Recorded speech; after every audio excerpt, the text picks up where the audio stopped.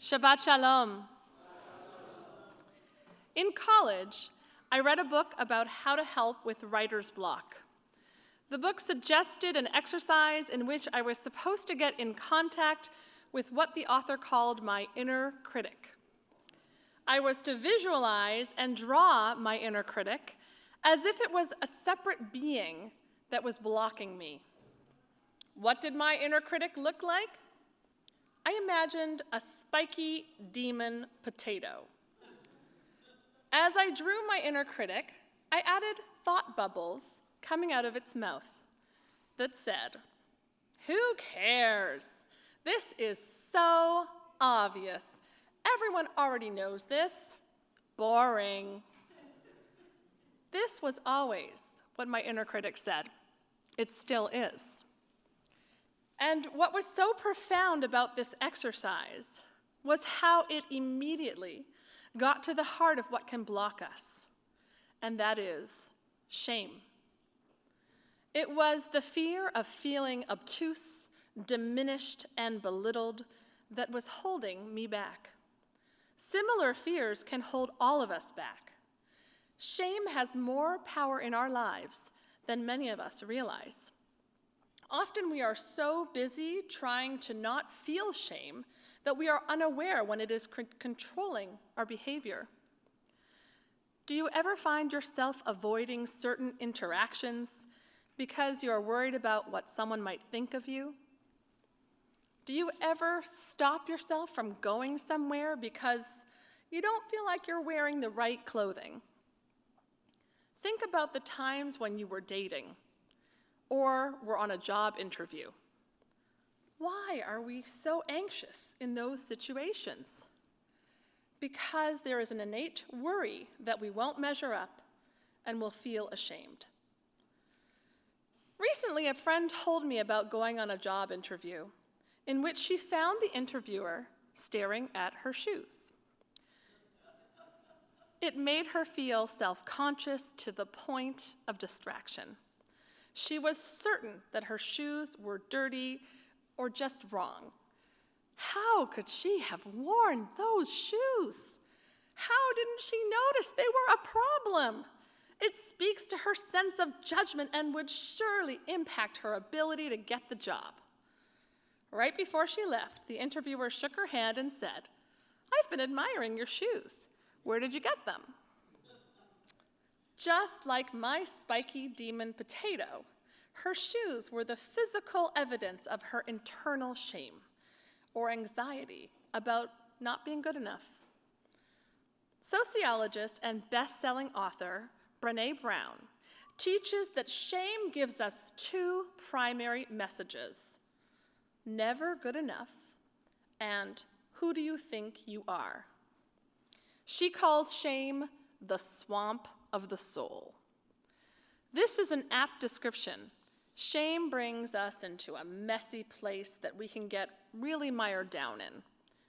We read in the Talmud, when one publicly shames a neighbor, it is as though that person shed blood. One who whitens a friend's face in public has no share in the world to come. Clearly, we learn from this that shaming another is a terrible act in the eyes of Judaism. After all, when we shame people, we lower their dignity, confidence, and self-worth. We devalue their humanity. Being consistently shamed can lead to many problems for people throughout their lifetime, such as disengagement from community and relationships, and even a diminished zeal for life. Judaism teaches us to go out of our way to avoid shaming another, but our sages recognize that we all have the capacity to put others to shame, and gave us a lesson about this as well. The Talmud records Rabbi Judah Hanasi was delivering a lecture, and he noticed a distracting smell of garlic. He said, "Whoever ate that garlic should leave the room."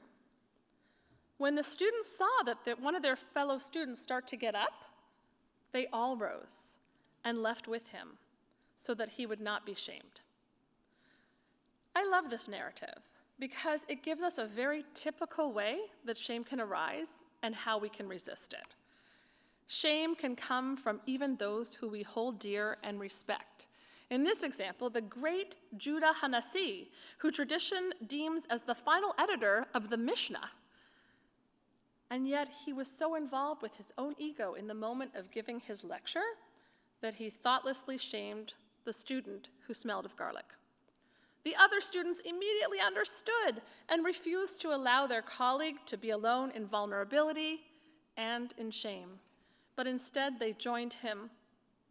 We can learn a lot from this story. But most importantly, we learn that shame thrives in isolation and is diminished through when we know we are not alone. Being vulnerable is uncomfortable, but it's unavoidable. We have no choice but to risk feeling vulnerable in order to grow into our potential. As Brené Brown said, vulnerability is not a weakness. To be vulnerable, to let ourselves be seen, to be honest, is the birthplace of innovation, creativity, and change. When we see shame and understand it as vulnerability, we change the internal conversation.